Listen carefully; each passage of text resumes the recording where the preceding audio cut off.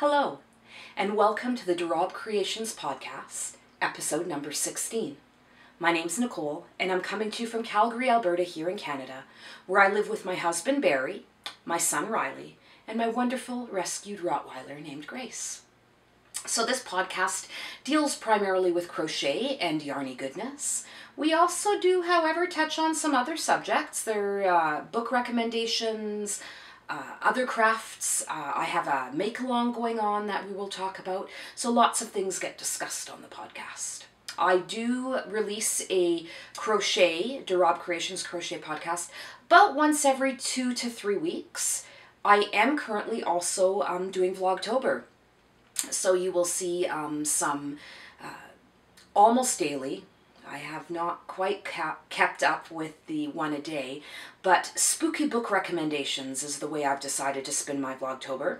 Now I've seen a lot of people do Vlogtobers based on, day-to-day recording of their lives. And while I watch them all, my life just isn't that interesting. Filming one day of driving to work, getting out of the vehicle, going into work, coming out of work, driving home from work, coming home to make supper and watch YouTube and crochet, to do it all again the next day. I'm just not sure it would be terribly exciting for you. So I decided to do the spin of doing book recommendations. They are spooky book recommendations, almost one a day, but not quite, but that's all right. It's my first time doing a vlog month, and I think I'm doing pretty good. But if you'd like to be notified of either the crochet videos or the Vlogtober videos, please hit that subscribe button, and if you hit the bell icon, you'll get notifications. But yeah, just hit that subscribe button, give this video a thumbs up if you would, if you enjoy it. And you'll be notified of all of the updated shenanigans that I'm getting up to. Alrighty. So, in the past couple of weeks since I recorded last, I did do a craft fair, the Strathmore Fall Fair, and it went very, very well. I brought a bunch of Halloween-inspired makes, so my trick-or-treat bags, quite a bit of amigurumi, and that went over very, very well. Now, one of the things I did for this show is I made sure to have some very small amigurumis. I believe I touched on it in the last episode, as well as some of the larger ones, and it was amazing. The little amigurumis, which were priced between $5 and $10, depending on what they were, went amazingly well. The children loved them, and they sort of pulled their parents over into it. But lots of parents were into it as well. So I will call it a success. I sold a number of pieces, handed out a bunch of business cards, so hopefully that will continue to create some business for me, both on my Etsy page and through Facebook. I don't mind to do either. And I do have 2 other shows coming up for the holiday season. I am doing the Strathmore Christmas Fair. I've done that one before, and it is, I believe, November, I have to look these things up, November 24th in Strathmore, Alberta. If you're looking for a fun thing to do in southern Alberta for the day, come on down to the Christmas Fair. It is fairly big. I would say there's 60+ vendors. Now, I did notice at the last Strathmore, the fall fair I just went to, that there were more direct sellers than there have ever been before. But perhaps that's why my crochet handmade offerings sold so well this time, because people who were coming looking specifically for that sort of thing had less of a selection to choose from. So it was a nice mix, though. It's not like it was all direct sellers and me as the one handmade place. Not at all. There was a nice mix of the two. So I will still do the Christmas market there and see how that goes. And I am doing a new Christmas market this year. It is right here in Calgary in the Tri-Woods Community Centre on December the 2nd. And this fair is a little more curated than the Strathmore fairs, where I will be bringing specific goods. The organizers are trying to make sure that every booth really has its own unique niche. And I appreciate that. So they have asked me if I could bring my amigurumi. So I am making amigurumi like a wild woman right now. Lots of holiday themed as well as some non-holiday themed. I think it's important to have both. And again, in a variety of sizes and price points. And also some of my blankets. I do have a couple of holiday inspired receiving sized blankets or lap sized blankets, and I'll do up a couple more of those for that show. So I'm excited to see what will happen with that show since it's my first time vending there. Yeah, so that's the basic crafting updates for me for this time period. And yeah, so let's get right into it. Let's get into some finished projects.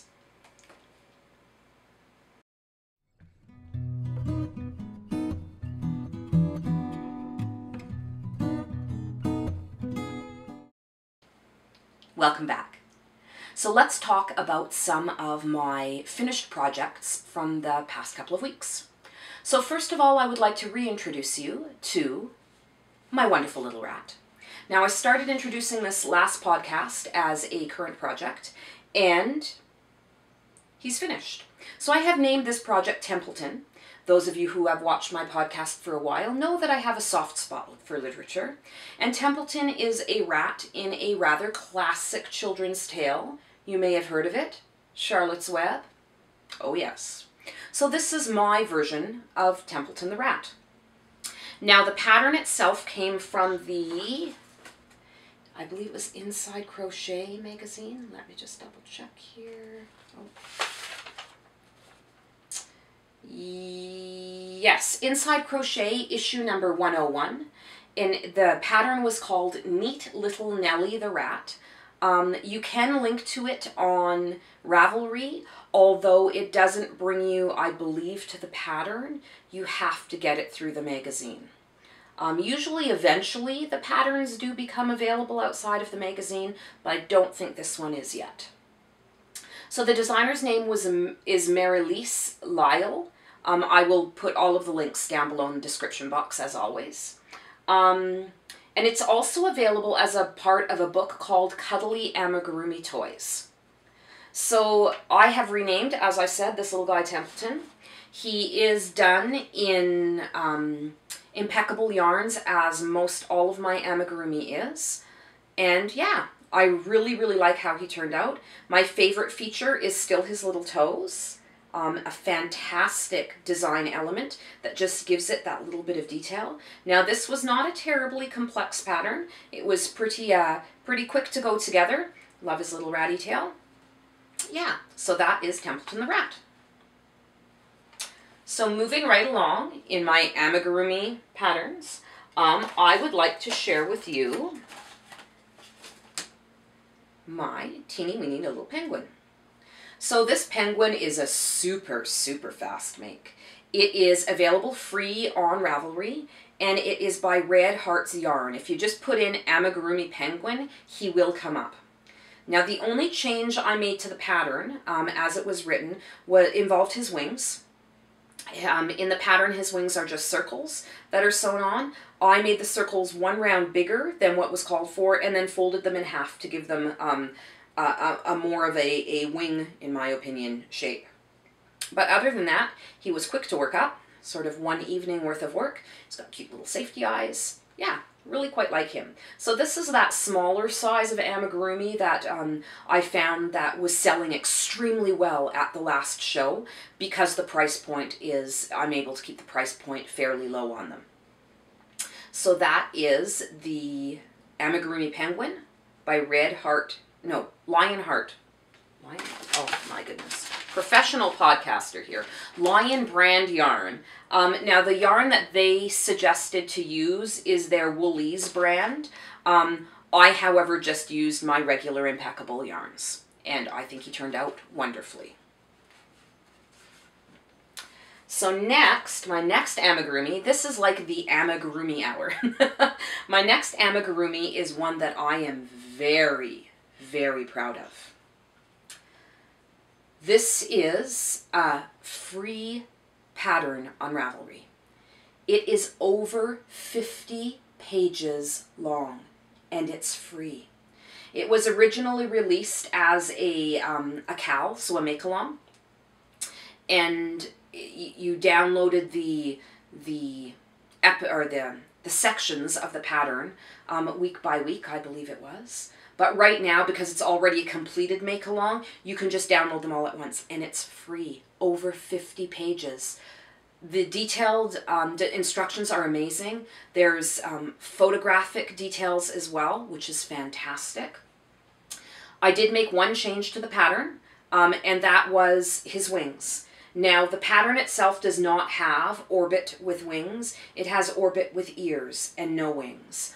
I wanted my dragon to have wings because, in my personal opinion, dragons have wings. So I changed his ears, kept them exactly as they were designed to be ears, and just connected them to his back to be wings.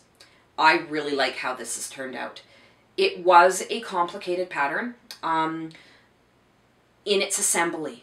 Not so much the individual pieces, they went together pretty easily. It does have this interesting belly covering that goes with it, cute little nostrils, but it was in the construction, the putting together of all the pieces, that can be a bit of a challenge.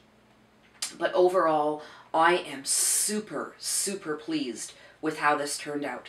So if you're interested, as I said, go to Ravelry, and it is Orbit the Dragon.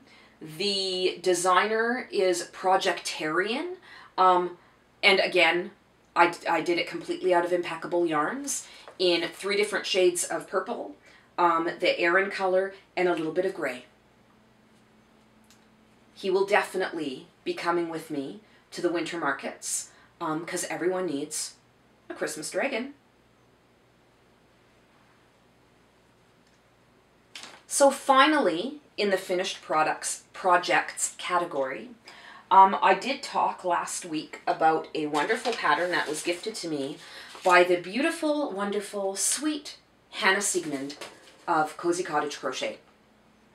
So this is her Mirage ponytail hat / cowl, and it is amazing. She has done a fantastic job in designing this. It is a quick make. It is not terribly difficult. It is beginner friendly. Great pattern details, including a chart on which you can keep track of your rows and everything else. Fantastic, fantastic pattern. Well worth the download. It is a paid pattern on Ravelry, but I suggest you go check it out because it is amazing. There are a number of finished project pictures if you're wondering how it looks in different yarns. But it is fantastic. Thank you very much, Hannah. It is a beautiful, beautiful pattern. So let me show you the cowl hat that it made. So I did present this as a very beginning project last podcast. And I have done it up in a new Karen cake called the Karen Latte Cakes. And I love these cakes. So the yarn itself works up super, super easy, even though it is a, as I call them, hairy yarn. Now, often hairy yarns and crochet are a nightmare for me. I'm always attracted to those types of yarns, and I have yet, until now, had any sort of success with them. This does not tangle as you hook it up. Amazing. It does not tangle if you have to frog it. Doubly amazing. It is incredibly forgiving, and it gives that beautiful, feminine, soft, super warm looking project as a finished project. This is amazing. I love this yarn. The pattern does call for the addition of some pom-poms, and I decided I wanted faux fur pom-poms on mine. Of course, I couldn't find faux fur pom-poms that I liked and that were reasonably priced, because holy schmoly are faux fur pom-poms expensive. So I figured, you know what? I can make this myself. And off I went to the fabric store to find some faux fur fabric that I would like. Of course, I couldn't find any faux fur fabric that I liked. However, I did find some faux fur already done up pillowcases at the fabric store. They've got a little home decor area. And they were like 50% off. So I scooped up 2 of them, brought them home, pulled out my handy dandy stitch ripper, and pulled them apart. I will be able to get 8 pom-poms out of each cushion cover, this size pom-pom. Each cushion cover cost me $10. So from $10 worth of material, I'm going to get 8 pom-poms. I was looking at faux fur pom-poms that were already constructed at the fabric store, and they were like $10 a piece. No brainer, right? So if you're interested, there are a ton of great video tutorials on how to do faux fur pom-poms on YouTube. In fact, Lacey Hooked on Owls just released one. So definitely go check it out. They are so easy. You would think they were incredibly difficult. They're not. They are so easy. Not even a sewing machine required, just a needle and thread. Just saying. Well worth checking out those tutorials. So back to the cowl, which is amazing. So it is a cowl. Wear it around your neck. I'm not going to put it on. It is super, super warm out. We have gone from 3 feet of snow to 18 degrees. Welcome to southern Alberta. So it is way too hot to be wearing a cowl. But this is the cowl as it would fit on and wonderfully keep your neck warm, and you can tie up the pom-poms. But the amazing thing about this pattern is it also becomes a hat. A messy bun hat. Okay, I'll put it on. It becomes a messy bun hat. I won't do it as a messy bun hat because my hair is not up in a ponytail. But you just pull those drawstrings tight, and then, it's hard to do, on the top of your head when you're not in front of a mirror. Pull the bow. That puts the pom-poms at the top. And now you have a hat. How wonderful is this? I love this pattern. This is an incredibly well written pattern. As I said, it's beginner friendly. Anyone could do this. Now, as I said, I did use the new Karen cakes, the Kissy Kissy Karen cakes. They are huge. So not only did I get this hat / cowl from that Karen cake, but I was also able to get 2 more projects out of that single cake. Now these don't have patterns, I just wung them. So the first one is a head warmer, ear warmer type of a device. For those who don't like to wear hats, these are quite nice. And again, from that same ball of yarn, the same cake. And I also did up a more basic traditional messy bun hat. This is one of the ones that's done on an elastic as your top. And then just a couple of rows of increases and then some stabilizing rows along the bottom. So a very traditional toque / beanie in the messy bun style. But I was able to get all 3 of those projects out of a single cake of the latte cakes, which makes it a great value in my opinion. I, here in Calgary, pay about $11 for one of the latte cakes as a full price. And to get 3 projects out of an $11 ball of yarn, not so bad. Not so bad. I'll take it. So that is about all that I'm going to show you as my finished projects for this episode. But if you stay tuned, I'm going to come right back with a couple of projects that I have currently on the hook.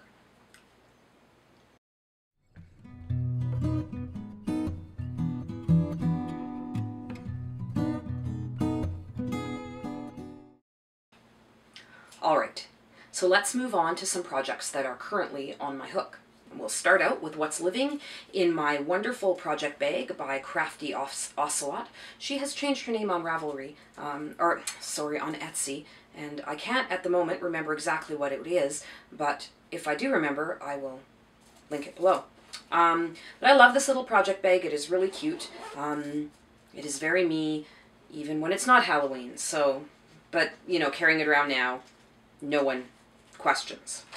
So living in here is my newest sock project. Yes, it's been a while since I have done up a pair of crochet socks, and I wanted to get a pair of crochet socks done up in one of my Halloween colorways. So the pattern that I'm using comes from this little Simply Crochet Edits. So it's a little magazine that comes with the magazine that has a couple of sock patterns in it.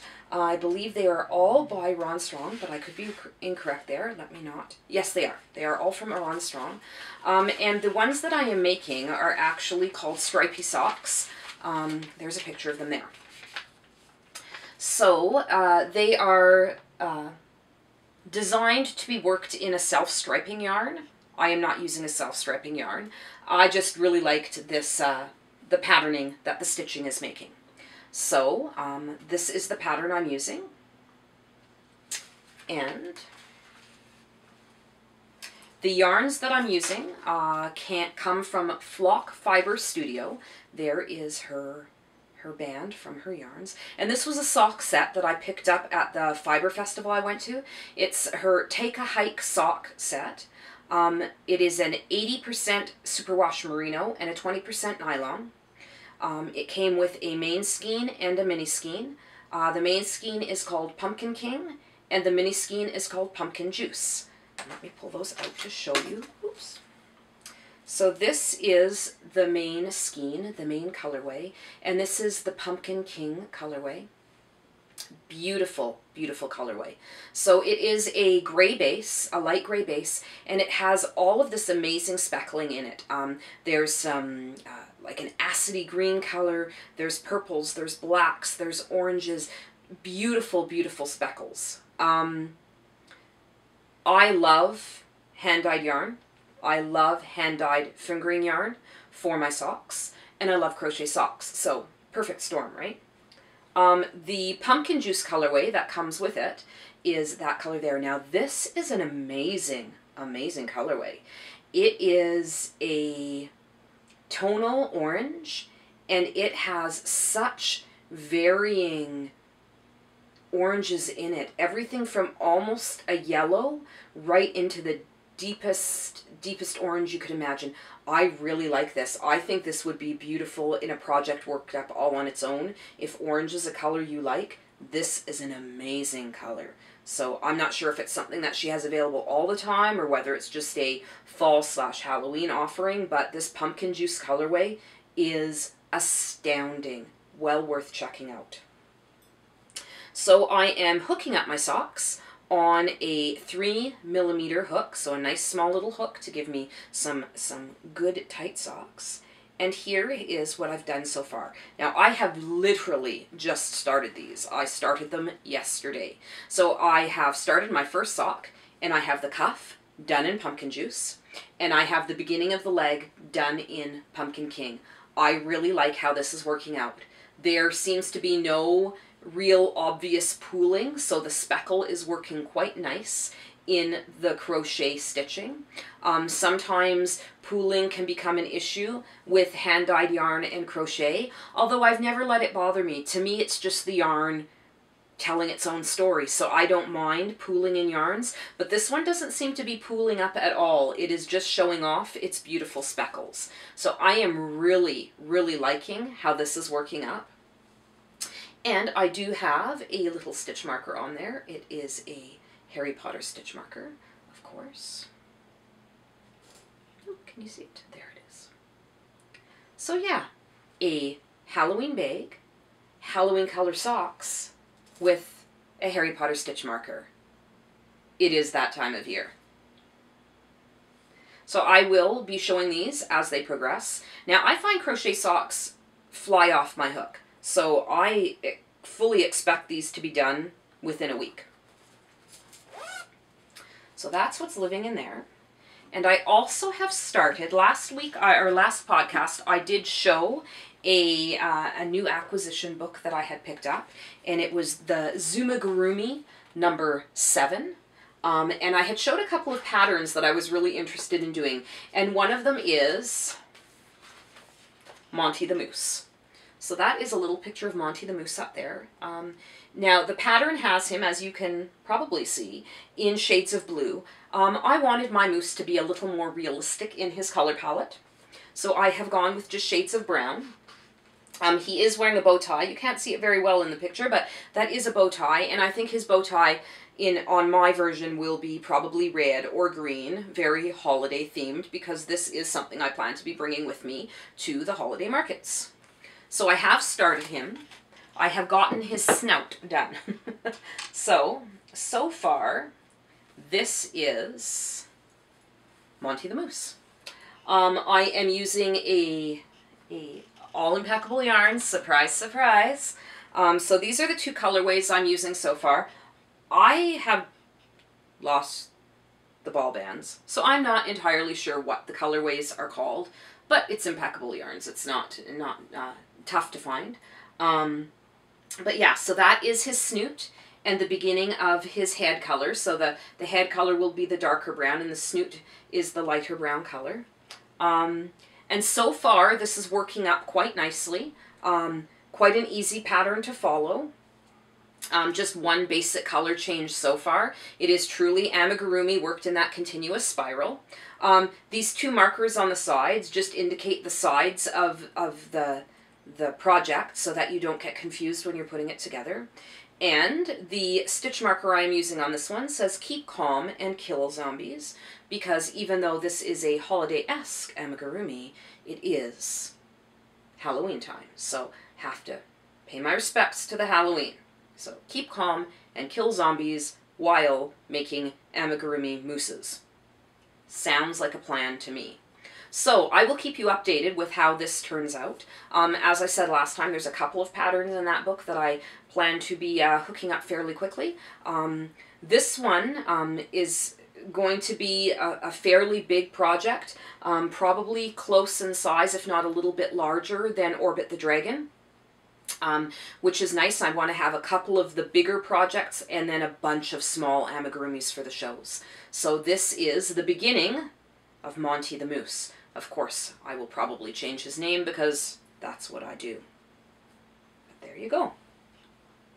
So, really, that's about it for my projects that I'm going to show you that are currently on the hook. Of course, there's my languishing works in progress, but we won't talk about those. Those are dirty little secret. But for right now, those are my active projects. I am finding that with doing the smaller amigurumis, because they fly off the hook in a day, there's going to be more finished projects than active projects on these podcasts. But that's okay. It's actually kind of fun to do up the quick projects sometimes. When you've done a whole bunch of long-term projects, blankets and garments and that sort of shawls and that sort of thing, it's nice to do a couple in a row of the quick projects that you can get on and off the hook in, you know, a day. There's that instant gratification that goes along with that. Alrighty, so if you hold on for a few more minutes, I will be right back and we can talk about the spooky Halloween cowl. Ooh.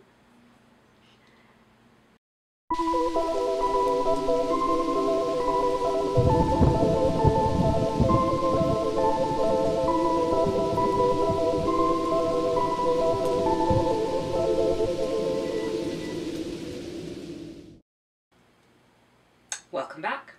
So, as you may or may not have known before tuning into today's episode, I am hosting a Halloween along, a make along, over on Ravelry. So we are going until October 31st, so you have until October 31st to enter. There is a chatter thread and there is a finished projects thread. Please only post finished projects in the finished project thread and save the chatter for chatter. Now you can post your finished projects in the chatter thread as well so that people can comment and ask questions and that sort of thing, but only finished projects in the finished projects thread. It'll just make choosing, or the random number generation choosing of prizes, a much simpler process if there's not a whole lot of chatter in that in that thread. So, a little bit of an update on how the make-along is going. I am thrilled. There have been a number of other podcasters who have sort of shouted out both the podcast and the make-along. Thank you so much. And there have been a number of people who have contacted me in regards to contributing prizes. So that is also incredible and so generous and unexpected and amazing and makes me... I just can't believe the generosity of this community. So yes, thank you so much. I will show those prizes when they arrive. I believe there are 3 different podcasters out there who are sending prizes in for the make-along, so thank you very much. So far we have 44 finished objects in the Finish Projects thread, so that is fantastic. And there are 95 posts in the chatter thread. So, you know, y'all are making my heart sing. This is the first make-along of any sort that I've hosted, and I can't explain how happy I am that it is going as well as it is. So we've got people putting in entries from all over the world, and I encourage that. I will definitely have no problem shipping to anywhere, as long as, of course, you're able to accept parcels into your country from Canada, which I don't think should be an issue anywhere. I could be wrong. I don't know. Also, I will, of course, be paying for the postage, but any duties or customs or anything of product coming into your country would be yours to pay. But other than that, please, please, please participate. It is a lot of fun. There are some amazing projects on these threads, so come on over and take a look. As it stands, we are going to have 1 prize for the Finished Objects thread, 1 prize for the chatter thread, and then 1 grand prize, as I said the last podcast, that will be of my choice. I'm still not sure exactly what the qualification will be for that prize. I will justify it when I do the prize drawing. It may be the person who is most active in the threads. It may be the person who has done the most projects or tried the most new things, or, you know, it might just be the project that blows my mind. So it could be any of those things. So there will be 3 prizes going out. I have shown the prizes in the past.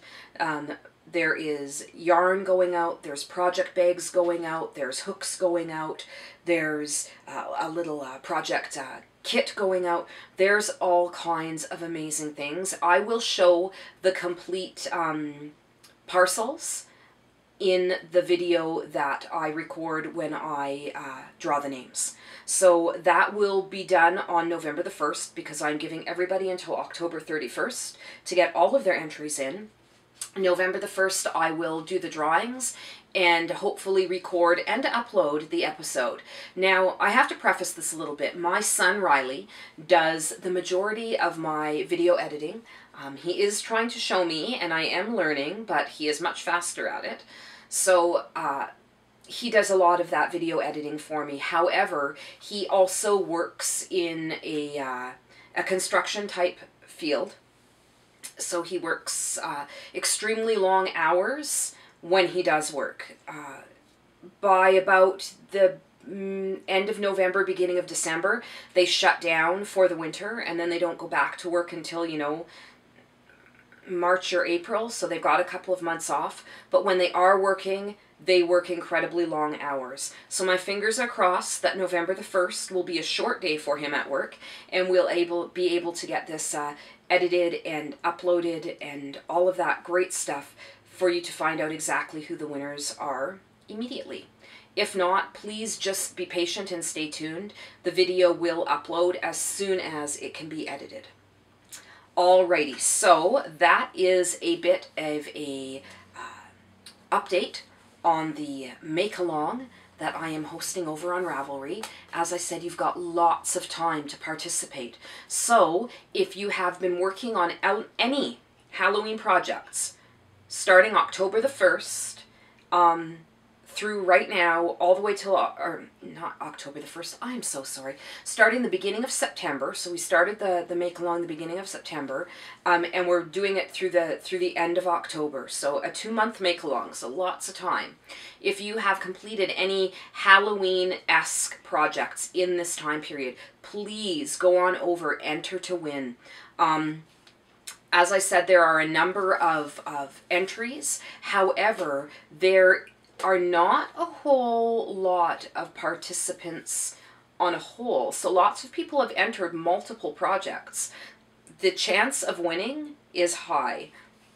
Now, I don't only, you know, run this Cowl or join Cowls myself. It's not just all about the prizes, it's about the camaraderie, it's about finding new projects, it's about learning about new patterns, all of those things, but the prizes are fun too. So come on over, enter, make some comments. I would love, love, love to see you there. So that is Rabe Creations podcast over on Ravelry. Come on over. All right, so we are closing in on the end of today's episode. I will not be doing a book recommend with this episode, if only because that is what I am doing for the entire of Vlogtober. So there are plenty of book recommends out there for you, if you're interested in them. So I won't be adding a book recommend to this episode, but once Vlogtober is over, the regular book recommend with every crochet episode will be back. So let's take a quick break, and I will be back with a very short, newly acquired segment for you, because I didn't buy all that much. All right, I'll see you in a few minutes.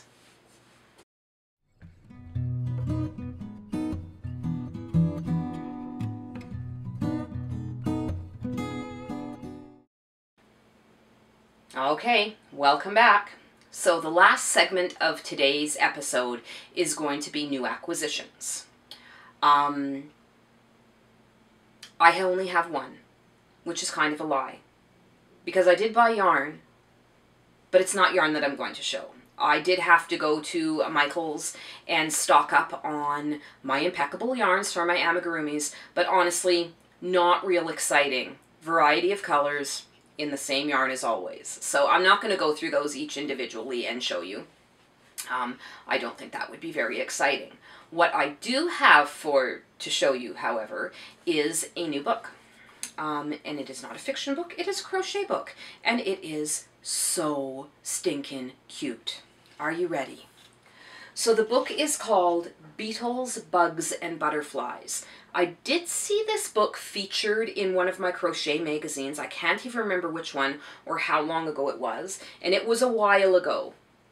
It is so cute. So it is brought to you by So-and-So, S-E-W and S-O, as the company who produced this, and it is produced in the UK. So what is really interesting about this book is it starts out with a story. So you could actually read this story to your children, and it's all about insects and how they come from being in an egg and how they hatch,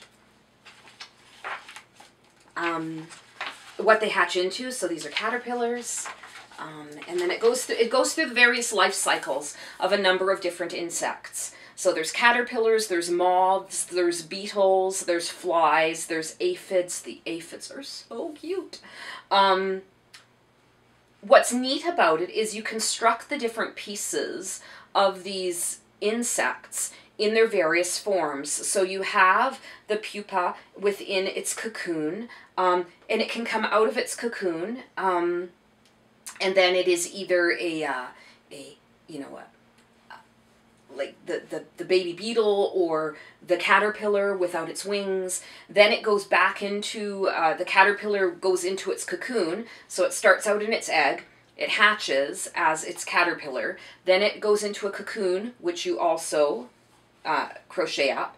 And then it, of course, comes out of its cocoon and it has wings. Now, all of these pieces are separate little pieces. So like the wings are this little wing band that you attach on.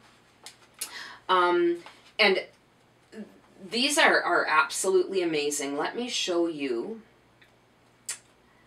my favorite butterfly that's in here. Isn't that gorgeous? So those are the butterfly's wings. And that is the butterfly from the front. So as I said, the wings themselves are attached to a little band and you pull it onto the caterpillar and it becomes a butterfly.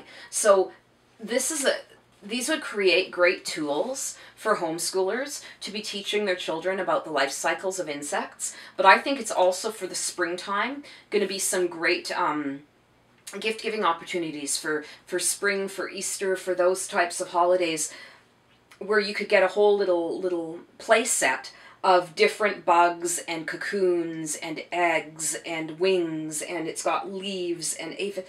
So you could get a whole bunch of these little things all packaged together as one play set.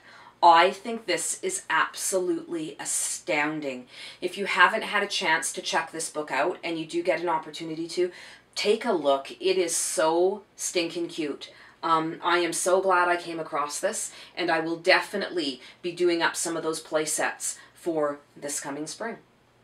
So again, that's Beetles, Bugs and Butterflies, a crochet story of tiny creatures and big dreams. And it is by Lydia Tresselt, Tresselt. I will, of course, as always, link in the description box. So that is it for my acquisitions for this podcast. And I would like to take this opportunity to thank you. Thank you so much for sticking around and listening to me ramble about all of my crafty goodness. If you liked what you saw today, please hit the thumbs up, hit the subscribe button, and you will be notified of new videos when they get released. If you hit the little bell icon, it'll actually come up in your notifications. Hitting the like button is really important because it does help to spread the podcast out there in the world of YouTube. So by all means, I would love that kind of support. Other places you can find me, I have a page on Etsy, Rabe Creations on Etsy. I am on Facebook as Nicole, or as Rabe Creations on Facebook. Instagram, please follow me on Instagram, Nicole_Rabe Creations. I post on Instagram probably most often. That's probably the spot I am most active on. Yeah, so I would love to contact you and to make those connections on the other social media platforms that are out there. Yeah, so thank you again for spending some of your crafty time with me, and I will talk to you next time. Make sure to tune in to my Vlogtobers if you are interested in some Halloween spooky book recommends. All right, I'll talk to you soon. Bye now.